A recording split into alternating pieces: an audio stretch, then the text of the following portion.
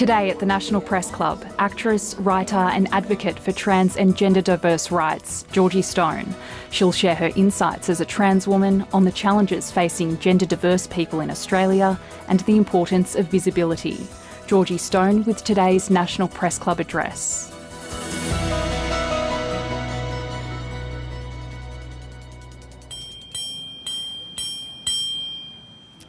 Good afternoon and welcome to today's National Press Club Westpac address. My name is Emma MacDonald and I am the Associate Editor of Her Canberra and the Canberra Convener of Women in Media. It's my pleasure to introduce Georgie Stone today. She's an actor, a writer and a transgender activist. At just 22 years of age, she's the youngest woman to address the press club, and she's spent more than half of her life fighting for rights for herself and for other trans young people across Australia. And she's also successfully challenged family court intervention into treatment options, which is no mean feat. She also plays Mackenzie Hargreaves on Australia's long-running soap Neighbours, in case you're thinking she's very familiar. It's my great pleasure to welcome her to the podium. Thank you.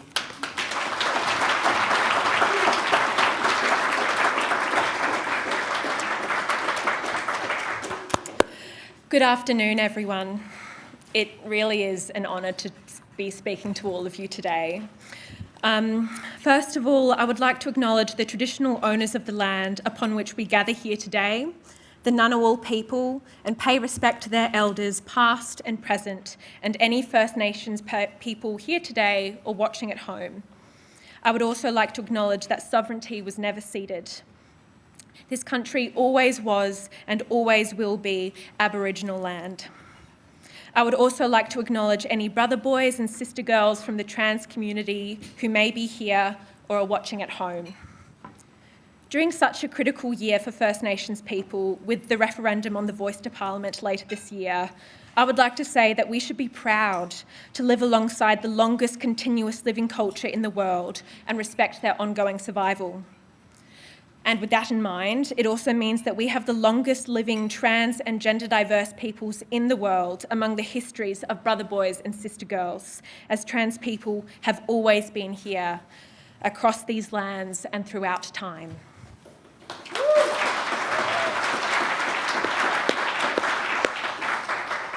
Before I begin, I also need to acknowledge the trans, gender diverse and non-binary people who have come before me and paved the way for my generation. I stand on the shoulders of giants, and I know that I would not be here without your bravery, integrity and compassion. And in honour of the recent Trans Day of Visibility, I thank you for your work so that I can be visible here today. Thank you to the National Press Club of Australia for the invitation to speak. My name is Georgie Stone. I am 22 years old. I'm from Melbourne and I am a proud transgender woman.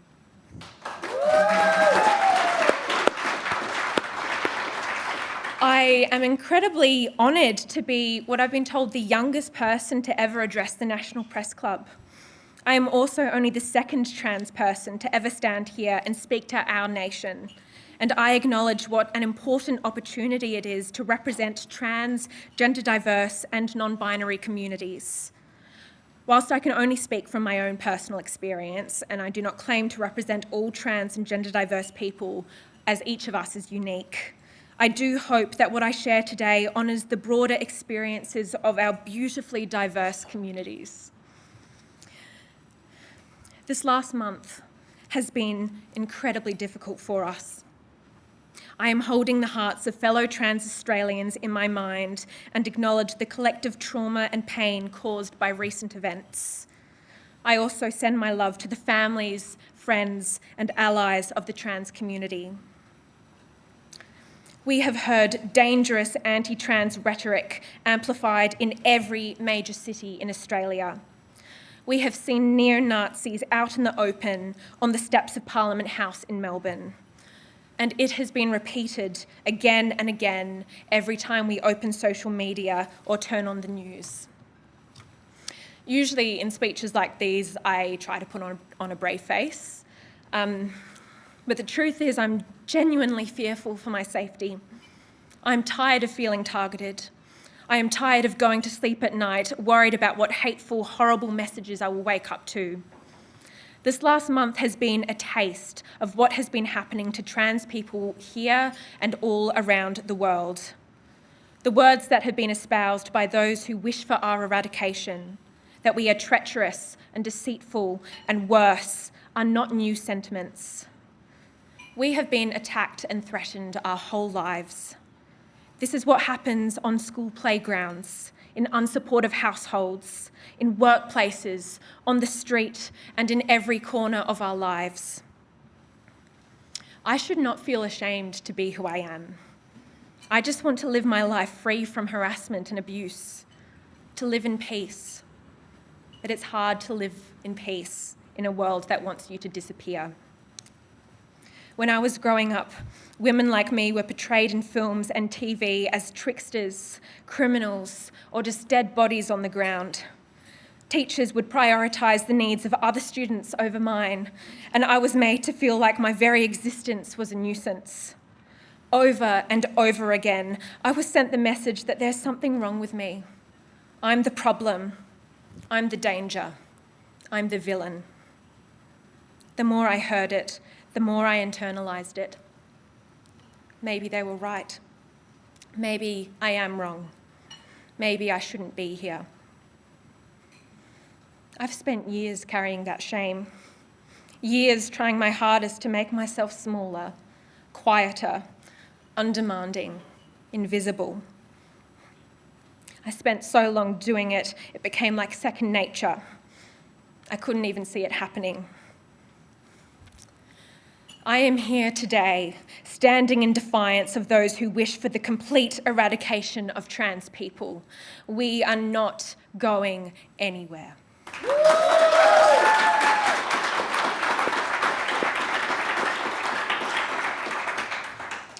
Growing up as a young trans kid in Australia was a very isolating experience, as I didn't know that anyone else like me existed. I was very fortunate that I had the support of my parents, but even still, they could not shield me from the ignorance of others. Early primary school was especially difficult. When I started transitioning, there was much pushback. I still had to wear the male uniform and use the male bathroom. I was constantly misgendered and dead-named. There was a group of old boys who would come and find me in the playground just to yell at me and call me names. I remember one of the hardest parts was school swimming. By that point, I was presenting publicly as Georgie, yet still I was forced to use the male change rooms.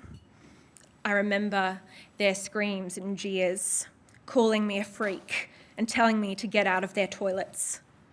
I remember running out half-dressed, terrified and sobbing.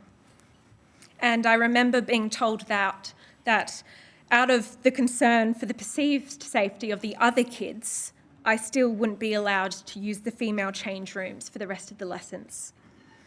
I felt so powerless and unsafe that my only option was to get changed behind a tree with my mum. This was in 2009. Today, trans kids are still being subjected to this treatment.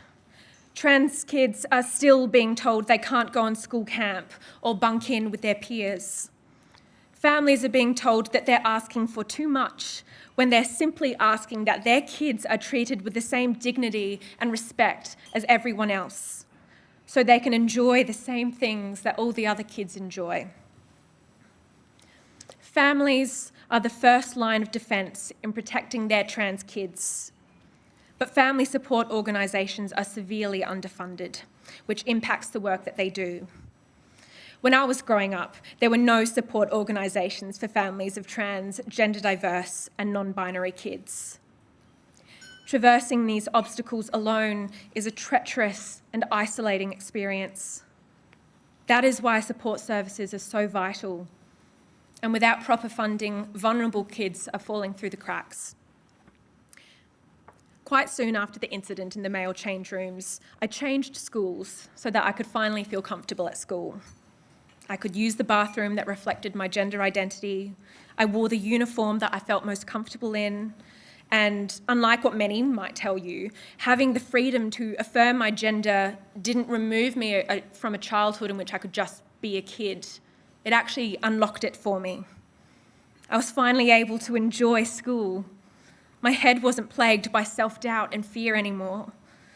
There was finally space to learn, dream, make friends, and at last get excited about my future. To just live, just be. But the fight wasn't over. By the second half of 2010, at 10 years old, I was nearing the time where I would have to start the first stage of medical intervention, which is puberty blockers. I knew that having to go through male puberty would be disastrous for my mental health. The prospect terrified me and made me sick. Access to puberty blockers was vital, as it would prevent me from having to experience a puberty that would have been incredibly damaging to me.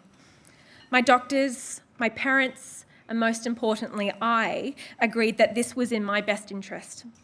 However, it wasn't up to us. We had to go to the Family Court of Australia to get permission from a judge, a complete stranger who didn't know me and didn't have a proper understanding of the treatment. This was a horrible time for me. The lack of agency I had over my own body was so excruciating. It was the very definition of powerlessness. It felt like I was back in that change room, a place I shouldn't be, unable to focus on anything but the screams and jeers of the people around me. School became difficult again. I felt distant from my friends. I couldn't see my future anymore. The clock was ticking. My family was struggling too. The court process is incredibly slow and incredibly costly. We were lucky to have lawyers who were working pro bono, but even still, my parents were having to take time off work. I remember feeling like a burden on them, like I was making life hard for everyone else by needing this treatment, that this was all my fault. But this wasn't my fault. I didn't ask for this. This issue should never have been involved with the courts in the first place. This is life-saving treatment.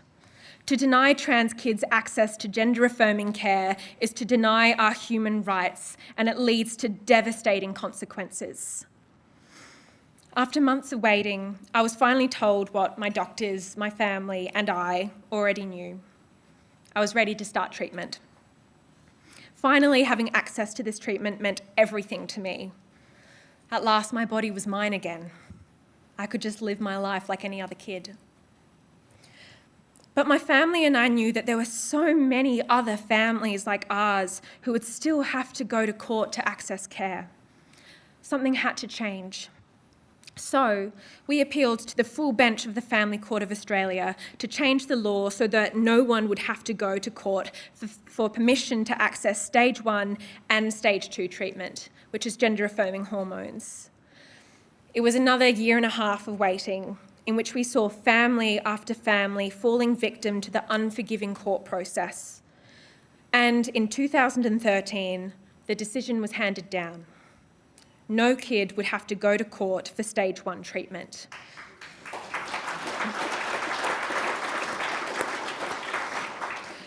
However, the law still remained for stage 2. So, back to court we went in 2015 when it came time for me to commence gender-affirming hormones. I was just as afraid as last time, but I was also angry. Angry because once again, I couldn't consent to my own treatment without a complete stranger deciding whether I was mature enough. Angry because once again, my family was being dragged into a process that was damaging and discriminatory. Angry because once again, my voice wasn't being heard. Not this time. This time, I decided I would be heard. I wrote a letter to the judge to be read out in court. I asked permission to be in the courtroom when the decision was handed down so the judge could look me in the eye when they made their decision about my life. They decided I could consent to my own treatment, and that was that. The fear left me, the anger did not. my mum and I decided that we would once again push for law reform to get this issue out of the courts, but this time we would make as much noise as possible. We spoke on Four Corners and on Australian Story. I started a petition that reached over 16,000 signatures. We went to Parliament House in Canberra twice to gather bipartisan support for law reform. We spoke to doctors, lawyers, journalists, and politicians. And it wasn't just us. There were so many incredible advocates from the trans community and beyond who were fighting with us. This included Associate Professor Michelle Telfer and the Royal Children's Hospital.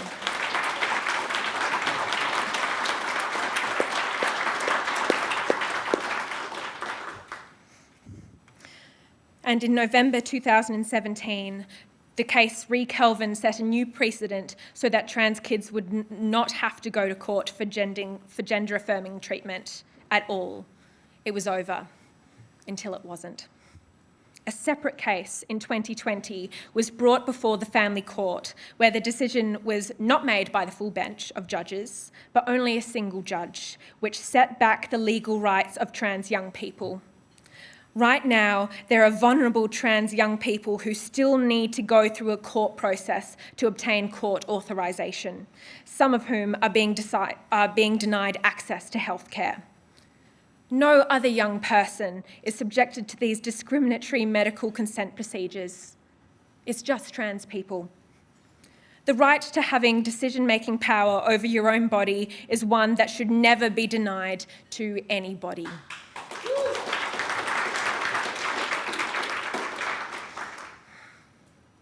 When I look back at my years of advocacy so far, I realise just how important and powerful storytelling is. Throughout my childhood, I've struggled with the feeling of not having control over my life, my body, and my story.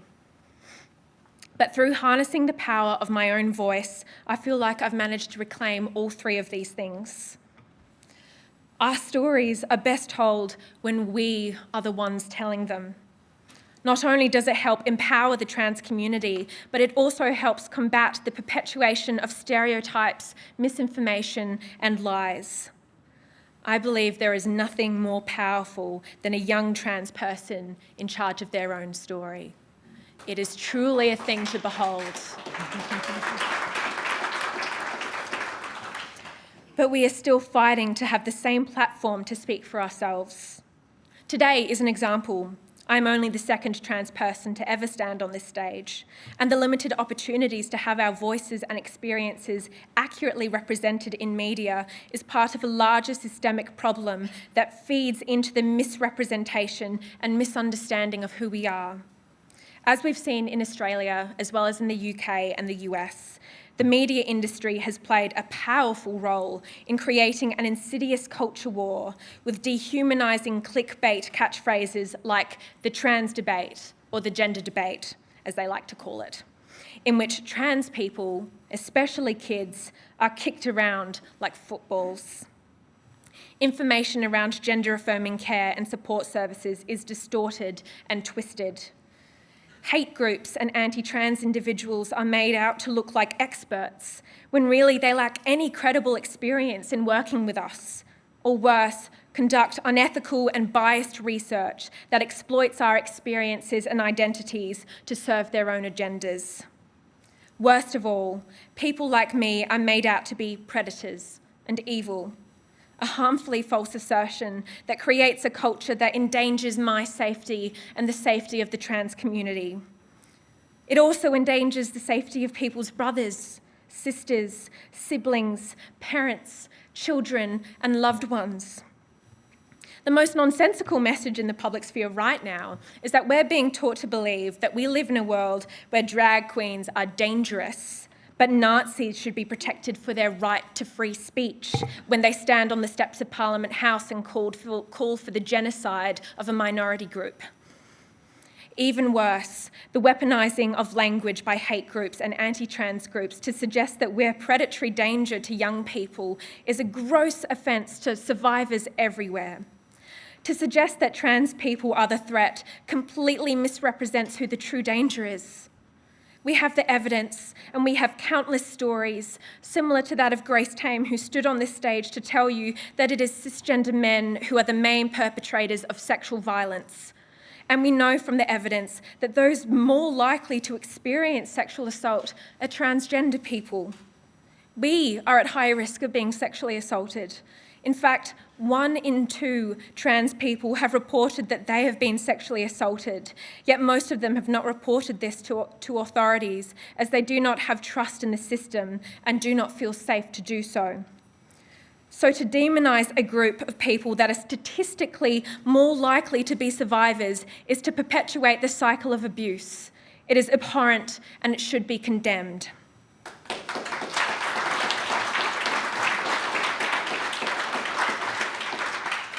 There aren't 2 sides to this debate. These opinions are hate speech, and currently there are no national laws in place to protect us from hate speech, vilification and misinformation. Some Australian states don't have these laws either. This means that the media can continue to spread misinformation, and radical groups and anti-trans individuals can continue to spread hatred with little consequences. Hate speech leads to real-world violence. There is always a cost. Not only do trans people do better, but every minority group is safer when there are legal protections in place to prevent hate speech. This is why Australia needs stronger anti-vilification laws to prohibit vilification based on sexuality and gender identity. Everyone deserves to live with dignity and respect, no matter who they are or whom they love. We don't want to be political footballs. We don't want our existence to be a hot topic or a debate to be argued over. We just want to live. The reason why I advocate so strongly for the visibility of trans people, and good representation at that, is because it shapes societal perception of what the trans experience is and who we are as people. When we're painted as dangerous and deceptive and liars, that's how the world sees us. When trans women are portrayed by cis men in films and television, that is how the world sees us, men pretending to be women. When the media spreads false narratives about gender-affirming care and bathroom access to generate mass hysteria in order to sell papers, it has devastating real-world consequences. There is more at stake here than getting to be on TV or profits or politics. Aren't the lives of a vulnerable minority group more important than that? Positive representation, honest storytelling, it can change lives. When I was 11 years old and first heard about incredible trans women like Janet Mock and Laverne Cox, it was revelatory. It meant that I wasn't alone, that I wasn't as different as I thought. It was like the world turned on its axis and finally I was facing the sun. Isn't the opportunity to educate, inspire and connect people more exciting to read anyway? I've been speaking publicly about my experiences for almost 10 years, but I've been fighting my whole life, always trying to justify my existence to others, fighting to be heard and seen, fighting for my human rights and the rights of others. And all the while, I've been trying to live the life I've been fighting so hard for. And I am exhausted. I am so tired. We can't keep fighting by ourselves. This weight that we're carrying is crushing and relentless. We need our allies to shoulder some of the burden. Because you can't celebrate with us at World Pride and then scatter when the attacks come. If you want the pride and the glitter and the confetti, you also have to stand with us when it's uncomfortable and scary too.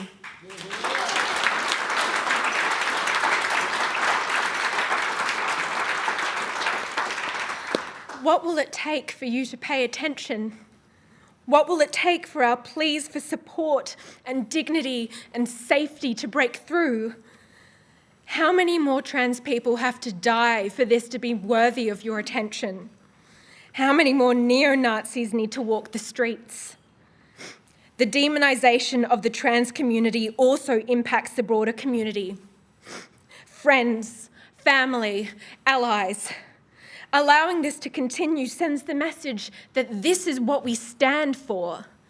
And I think Australia can do better than that.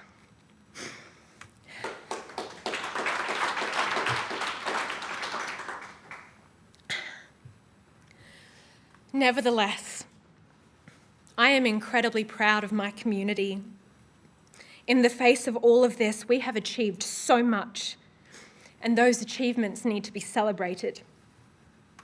I take much pride and joy in looking at young trans, gender diverse and non-binary people like Isabel Langley, Ord Mason-Hyde, Frankie Mazzone, Taz Clay, and so many more, and the way in which they have claimed ownership over their own stories. It gives me so much hope for the future. I also look up to and gain inspiration from leaders in other communities, people like Magda Zabansky, Aretha Brown, Grace Tame, Carly Findlay, and the way in which they managed to advocate and stand firm whilst also bringing people along with them. Watching people in their power, taking up space and doing what is right, even when it is scary, inspires me to do the same. There is a lot to be grateful for, and there is a lot to celebrate. And even though I find this incredibly difficult to do, which is probably why I forget to do it, I think it's also important to say that I'm proud of myself too.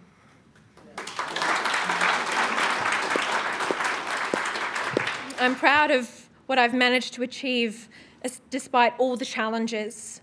I'm proud to be the first trans person to play a long-running trans character on Australian television on the show Neighbours.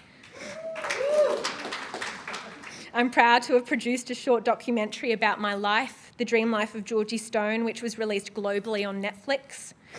I'm proud to be a patron of Transgender Australia, an organisation founded by my mum, Rebecca Robertson, which has supported thousands of families with trans kids. I'm proud of the positive representation and visibility that has come from me telling my story publicly, and to be one of many trans people who are undertaking that work. And I'm proud to be on this stage, speaking to all of you. But most of all, I'm proud of my commitment to love myself, in spite of a world that wants me to disappear. A trans person who loves themselves loudly and visibly is a radical act of political resistance. But it is also an act of courage and empathy. It's not easy. We have to unlearn the hatred and discrimination that has been internalised over the years. But it is an endeavour I've decided to embrace wholeheartedly, no matter how long it takes. I wouldn't be able to do any of these things without a variety of contributing factors, underpinned by having a supportive family, access to gender-affirming healthcare, and moving to a safer school. All of these things combined created a pathway for me to be in a better place to achieve my full potential. The future I dream of for trans people and our loved ones is a world where our right to gender-affirming healthcare is protected, where we are free to be ourselves and love who we love, where parents love their kids for who they are, not who they want them to be. I dream of a world where trans kids are safe at school, where trans people have the opportunity to follow their dreams and passions, to not just survive, but thrive. I dream of a world where the trans community is accepted as valued members of society. But the only way we will get there is when our allies stand with us. I call on our political leaders, our law and policy makers, community leaders, and our nation to stand with trans people by supporting the following calls to action. First, we need increased funding for family support organisations that are working to protect and uplift families of trans youth who are distressed or under attack. Second, we need to ensure and protect access to life-saving gender-affirming healthcare for trans, gender diverse and non-binary young people. Third, we need to extend legal protections to stop the harmful spread of misinformation, vilification and hate speech to further protect vulnerable LGBTIAQ+ communities. As I've said, this is an incredibly traumatic time for the trans community. I believe one of the aims of anti-trans groups is to make us feel isolated and alone. It certainly feels that way. It's an incredibly lonely experience when you're being targeted. So I implore you, if you know someone who is trans, whether they be a friend or family member or co-worker, tell them you're thinking of them. Tell them you love them. When there are rallies, marches or protests, show up for us.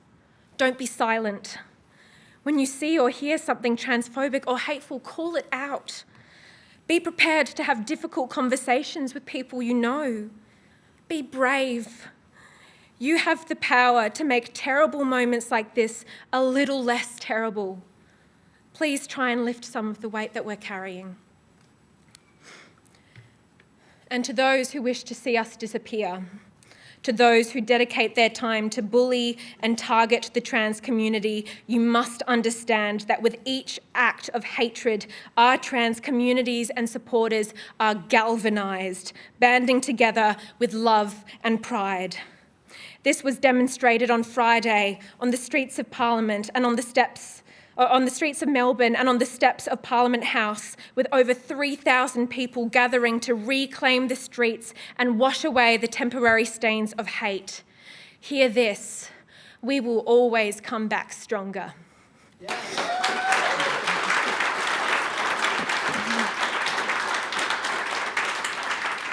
And to those who have behaved this way previously, but have come to the realisation that your approach was misguided and you acknowledge it was harmful and want to learn and change to instead bring joy into this world and to uplift marginalised people instead of trying to crush them, it is not too late. Together we can break the abusive cycle of stigma and shame. We welcome you to embrace this opportunity to learn for the benefit of humanity. The existence and visibility of trans people everywhere across Australia is our collective power, and we will not stand for anything less than we deserve, which is to live free from violence and abuse and to be afforded the same opportunities and access to human rights as everybody else. We deserve nothing less. And finally, I would like to address the trans community. I love you so much. No matter how hard they try, no one can possibly deny the magic that we are. We are worthy of love, and we are worthy of celebration. I am so proud to be trans. I'm proud that I belong to a community that is so loving and accepting. To my trans family, let's make a pact. Let's promise to keep supporting, uplifting, and loving each other. Let's promise to do the same for ourselves. Love is our life raft. It might feel like we're in the middle of the ocean, barely withstanding the hurricane around us. But if we hold tight to it, we will make it through. Because love always triumphs. It is enduring and unbreakable, just like us. Thank you so much.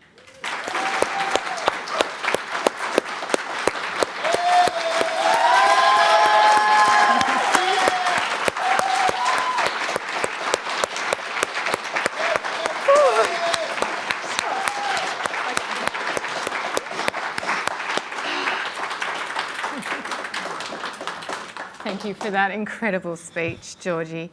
Before we go to questions from the media, I would like to ask you about your mum, Rebecca Robertson, who's been perhaps your greatest ally. Yeah. And I'm sorry to launch into an emotional question right after that, but if you could speak to other mothers out there now who are just embarking perhaps with fear and trepidation on the journey of having a transgender child, what would you tell them? God, that's such a big question to open with, but it's a great question. There's tissues on the podium. Oh, there are. Oh, my God. I love my mum so much. I think what makes our relationship so strong and our connection so powerful is that trust is there, and that trust was built because she always listened to me. She never judged me. She was active in wanting to learn how to protect me and look after me. She was active, she never put the burden on me to try and do that work or to try to, over-explain to her. I mean, we had great conversations and she always listened to me when I needed that help, but she was active. She started Transcend Australia, which was incredible, and I'm really proud of her. And she built a community of families, of parents and of young people, which helped both of us feel less alone. But that trust was always there, and she always listened to me. And she believed me when I said who I was. She believed me, and that saved my life. So to the mothers and the fathers out there, I also have a really wonderful father and a really wonderful brother as well who are watching at home. And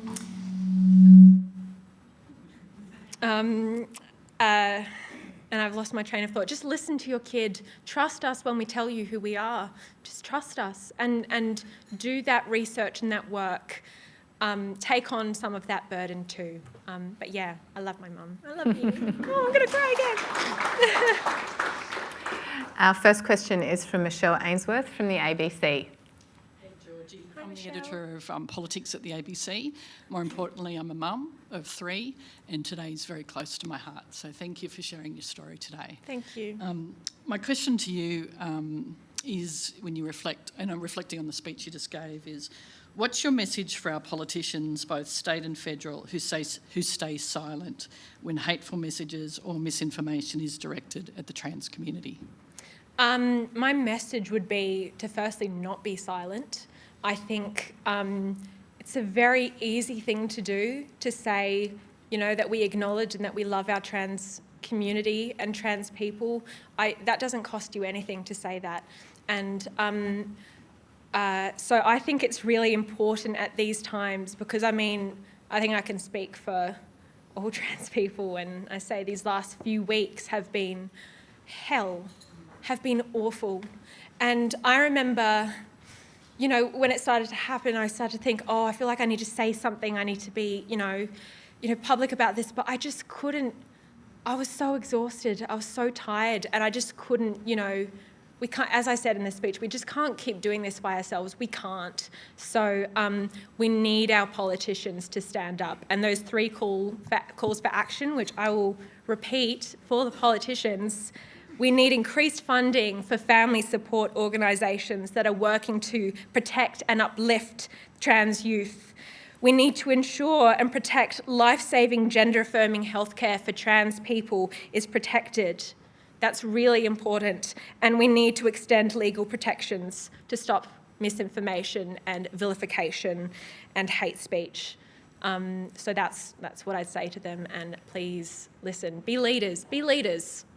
Be leaders. Next question. Next question is from Mon Shafter from the ABC. Hey, Georgie. Hi, Mum. Hey. So I look after ABC Queer, which is aimed at younger LGBTQIA+ people. When it comes to gender, why is it important for young people to have the right to make decisions about their own health and well-being? That is a great question. It's important. Look, if I wasn't able to have access to gender-affirming care, if I wasn't able to be the one who said, this is what I need, and to have access to doctors who actually could assess me and listen to me, actually meet me, look, my life would have turned out incredibly differently. I wouldn't be here. I'm not even sure if I'd be alive, if I'm being incredibly honest. So it is so vital that young people are in the position of power when making decisions about their body and their life, because that saves lives. When we empower young people to do that, it saves their life. So that's what I would say to that. Georgie, we acknowledge that you're exhausted and that you've spent a huge proportion of your life in the public eye, and that would take its toll. But you've shown that you're very good at being up for a fight, and that you're up for a family court challenge, and that you can do legislative reform. So I can't be the first to ask you whether you think maybe politics might be something in your future. Welcome to the press club. No. No way. Not for me. I'm an actor. I'm on Neighbours. I'm happy to be That's more my field. But could I also add to that, with those things, you know, changing the law and fighting for myself, I actually feel like I didn't have a choice in that. Like, if I didn't stand up for myself, again, my life would have turned out incredibly difficult. I often say to people, trans people, we didn't choose to be in this, you know, public space. We didn't choose or want our bodies and existences to be a political topic. We just want to live our lives. And so I suppose I undertook it because I know not every young person can, and I was in a very privileged position in which I was able to do that work. But really, I would have rather not to have had to do it anyway. Like, I didn't really have a choice. I had to fight for myself. So politics, definitely not my thing. Not for me. That's okay, I had to ask. Next question is Anna Henderson from SBS. Thank you. Anna Henderson, SBS and NITV. We've just covered a federal election where trans issues were really elevated. The Liberal Party chose a candidate in Sydney who put this on the front page for many weeks. I'm just wondering if you would like to reflect on what that actually meant in terms of the impact on the children who were reading that. Yeah, I think I touched on that in the speech too.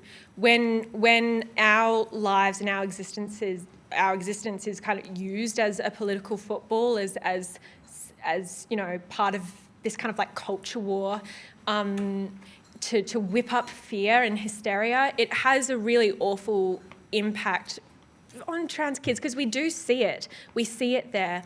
And I remember, I mean, I'm still unlearning the shame that I've been taught to have about myself since childhood. I'm still unlearning that. So just imagine all those trans kids out there who's seeing that stuff, who are being told, painted as dangerous and villains and all of that, used to create fear. It is so destructive. It's so destructive. So I would really implore politicians to actually stop using us as a weapon. Stop using us as a weapon. You know, for once, put the political games, you know, to the side and start representing your constituents and your people. So that's what I'd say. Thank you. Next, we've got Shalila Medora from the ABC. Hi, Georgie. Thank you for your address. I work for Triple J, so our audience is really young, around the same age as you. Many will be going through similar experiences that you're going through. Yeah. I'm hoping to get from you any reflections on what you think has changed in the positive in the last 10 years since you've been speaking about your experiences, whether there's anything that kind of gives you a glimmer of hope or a glimmer of light. Absolutely. That's a great question. The things that I think the real headway we've made is visibility, I think. I think the more trans people we see in the media telling their stories, having control over the way their story is told, being empowered to do so, the more trans young people we're seeing doing that. And as I said in the speech, there are some incredible, incredible trans young people who I'm sure will be speaking here at some point too. We should make that happen.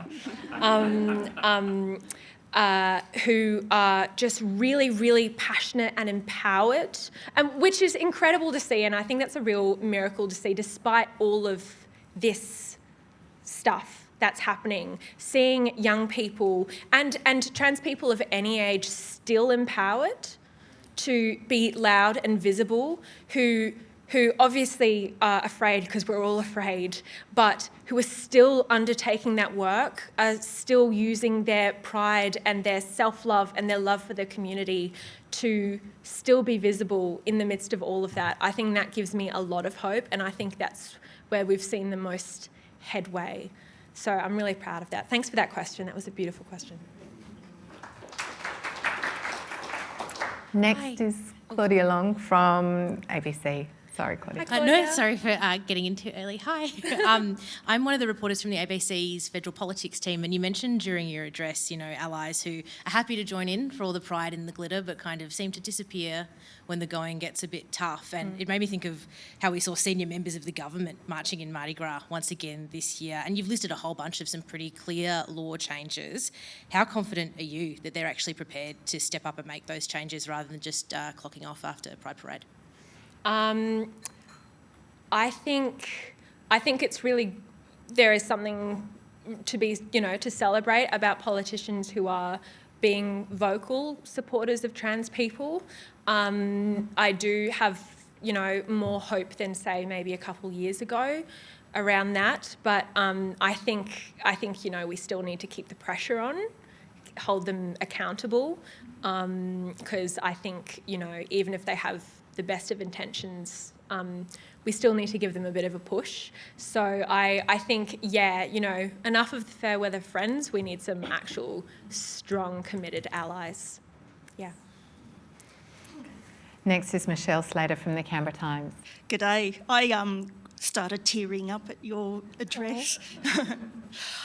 We saw some really shocking examples of reporting, particularly in last week's US school shooting.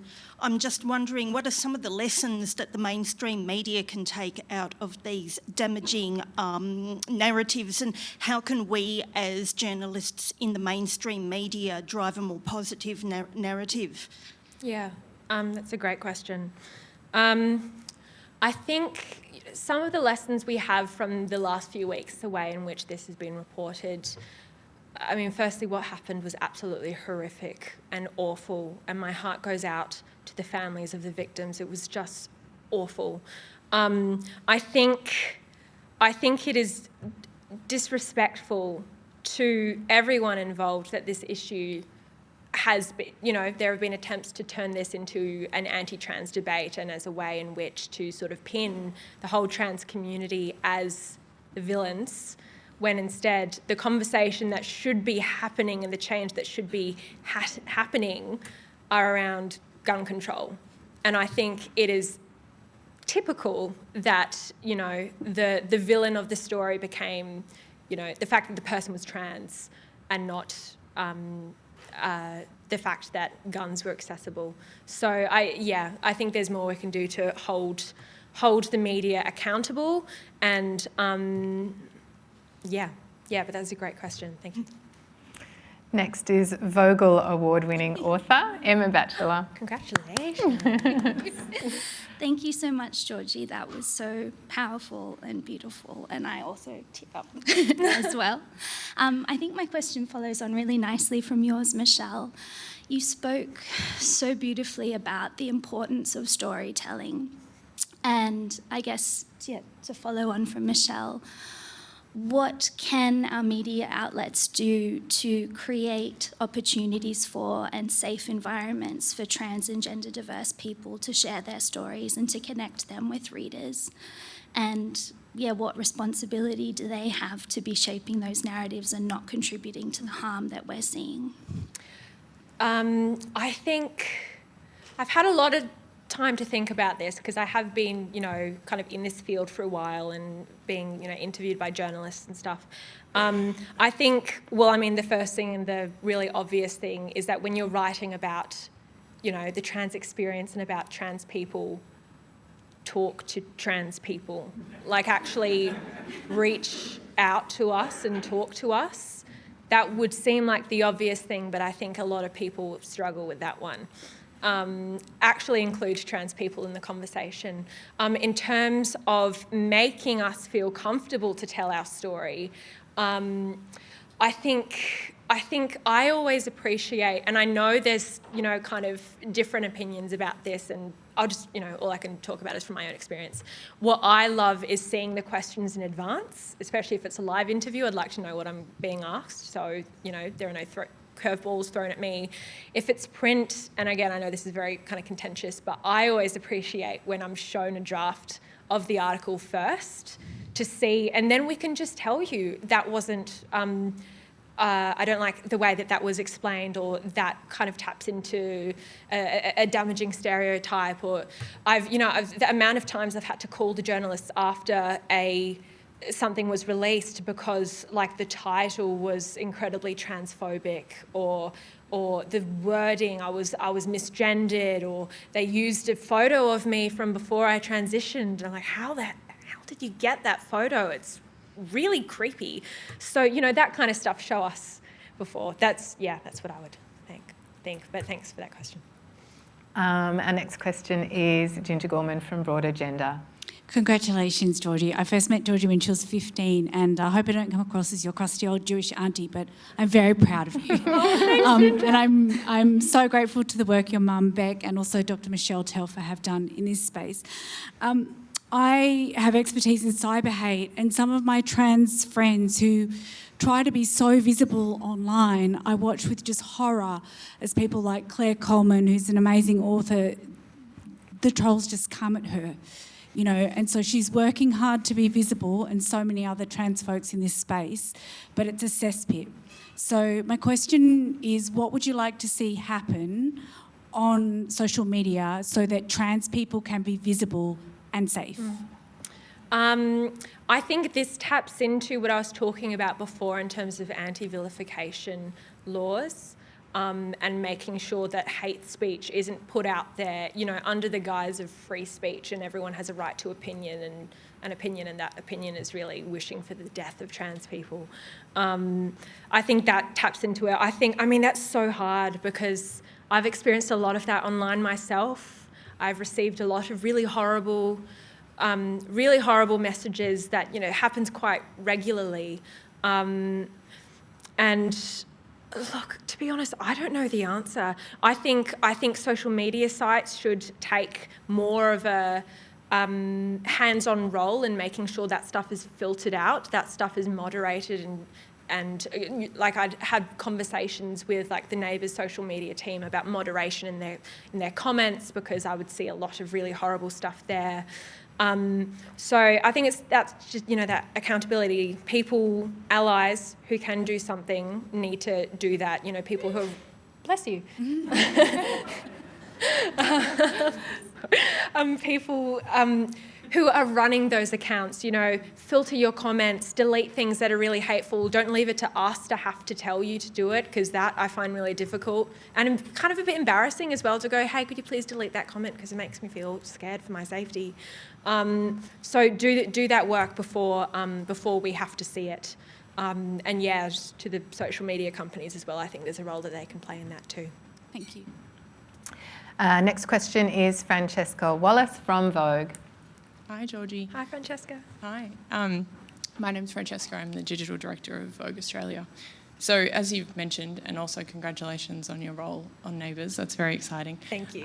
Representation obviously matters. It's hugely important, especially for trans children.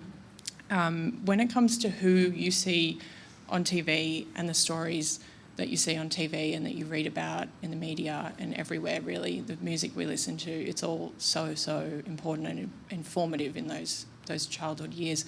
What's your message to the entertainment and the fashion and the beauty industries at large as to getting those stories be told from trans children? That's a really great question, Francesca. Thank you. I think people think that... I think what needs to be said is that having these stories out there, this visibility, actually enriches the work. It enriches the art. And having us involved in the telling of those stories only makes them more nuanced and more interesting and more respectful. So I would say don't be don't be afraid of doing that, and don't be scared that it will, somehow like impact the viewership or the popularity of it or whatever. It's like when people thought that having a woman at the head of an action film wouldn't make money, and that was just completely ridiculous, and it makes lots of money. Like that was a weird example. Anyway, having trans people part of these stories, visible, like in front of and behind the camera, part of the writers' rooms as well, part of the crew, it only enriches the story, it'll only make it better. So be brave, hit us up. There are lots of trans people who are very creative and have a lot of ideas who need access to those platforms. Thank you. Georgie, just to follow up from Francesca's question, it's a big thing to put a trans character right in the middle of Middle Australia, which is Neighbours. You've picked, the right demographic to get the message across.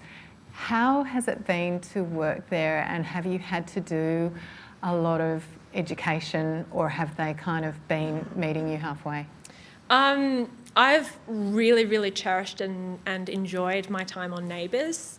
I was struck quite quickly by how receptive they were, especially when I was in the writers' room. They really wanted to get this story right, so they'd ask me a lot of questions. They'd send me emails trying to make sure that the character and the storyline was honest and nuanced.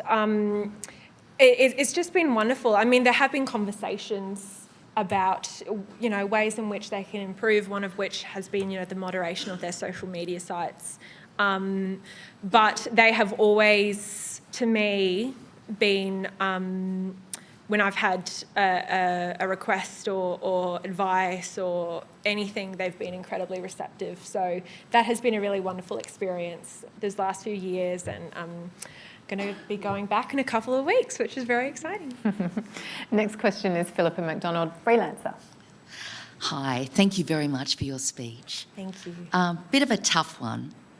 Who, and I'd love you to be specific, who do you see as the forces behind the anti-trans movement?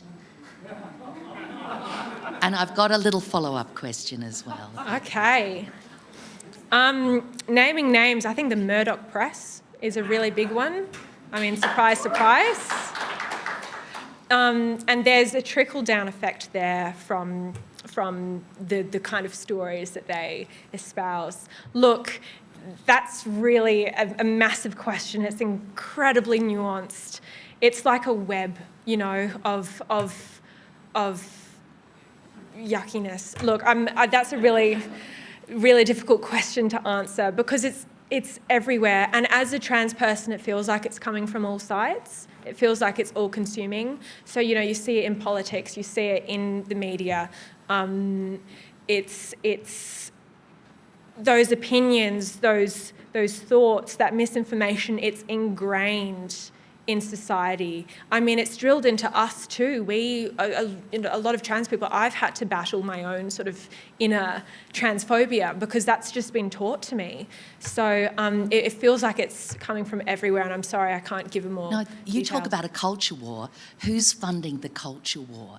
It's obviously a well-funded movement. It is a well-funded movement. Look, I don't know who's funding it. I can't give a more direct answer than that, but I would say that the Murdoch press is a big player in that, and have a lot of sway and a lot of influence, and the work they do does trickle down into other places. Do you see certain people in the ear of certain journalists?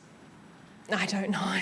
Or religion? What role is religion playing a part in that hatred that you're saying is causing you to be fearful? I don't think I'm the best person to answer that question. It's really big. It's incredibly overwhelming. So I'm sorry I can't give you any. What's your message to them? To who? To the anti-trans movement. Stop trying to kill us. Thank you. Thank you. Our next question is Erin Cross from Her Canberra.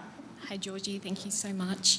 I know you touched on this a little bit in your speech, but I was wondering what is the importance of allyship and what makes an effective ally in the public for the trans community? It means everything. As I've said, we're so exhausted. We're so tired. And I personally feel like I can't keep going like this without some more support. And as a whole, our community is feeling that. We're exhausted. So I think the key to allyship is, as I said in the speech, actually being vocal, not being afraid. I think there's this fear because, you don't want to make a mistake, so you just don't try, you just stay silent. And we can't afford for people to keep doing that. So be vocal, do the work to educate yourself. There are resources online. Transgender Australia is an incredible resource for information. Do that research, have those conversations. Don't be afraid of having those conversations. Go to marches, go to rallies, and as I also said, actually reach out to us if you know a trans person. I mean, I found it incredible how little friends and family have reached out to me over the last few weeks with the attacks that have come. And a few weeks before World Pride, more than happy to, post about me and say, I'm so proud to know this person. And then when the attacks have started to come, just radio silence. So reach out to trans people you know. Tell them you love them. Tell them you're here. Listen and do the work. Thank you. Thank you. Sorry, nearly done, Georgie. We've got Nick Stewart from Ability News. If I can follow up Emma's question, Ronald Reagan was an actor. He became US president. Don't you have an actual responsibility for people for trans people to actually get involved in that political debate, to take it further? Well, look, the other thing is I'm not the only one. I'm not the only one here who's doing this work. And there are other people I know, other trans people who are way more qualified and passionate about going into the political sphere than I am. I feel like, as someone who's 22 years old, I've given almost everything I can. And there are other incredible trans people who are ready to continue that work and to enter the political sphere and to go to great heights. So there's no doubt there'll be a trans Prime Minister or President one day. Just not me. Georgie, you've done very well. Our final question is Liv Baker from Narrabundah College. Hello. Hi. I'd just like to ask you what advice you'd give to young Australians part of the trans community when they're facing the challenges of self-acceptance? That is a great question. And it's an incredibly difficult one because I think it isn't a linear journey, it's a cycle. So I've gotten to the place of feeling like I've accepted myself and I love myself, and then something like the last few weeks happens and I'm right back at the beginning. So it's a cyclical process. My advice, and this is all well and good to say because in the moment it can be really hard to remind yourself of this, but what I would say is that you're not the problem. You're not the problem. And that you are loved and that there are people out there who love you and they will love you until you, and beyond, the point where you will love yourself too. And try and hold space for yourself. Don't make yourself so small that you don't exist anymore. Like, try your best to stay here because you'll find people, you'll find a community. Thank you. Sorry, before we go, we've got one last question from Morris. You kind of have to answer his question. Okay. Sure. Thanks for coming today, Georgie. Thank you for having me. Pretty courageous thing to do. Thank you. Tim Shaw has sent this question through. And what immediate steps and actions do you expect federal and state attorney generals to take in light of your speech today? I'm going to go back to the 3 asks I have. Ready, everyone? First, I would like them to increase funding for family support organisations. As I said, families are the first line of defence for looking after trans people, but who are going to look after the families? Family support organisations. It's an incredibly underfunded field. We need more money. We need to ensure that trans kids don't have to go to court to access gender-affirming healthcare. Kids whose a parent disputes or both parents dispute, they have to go to court, and that's a horrible experience. Would you like to see legislation for that? Yes, absolutely. And extend legal vilification laws, anti-vilification laws and hate speech as well. That's the last one. Okay. Well, there's plenty of that. There's a lot to do.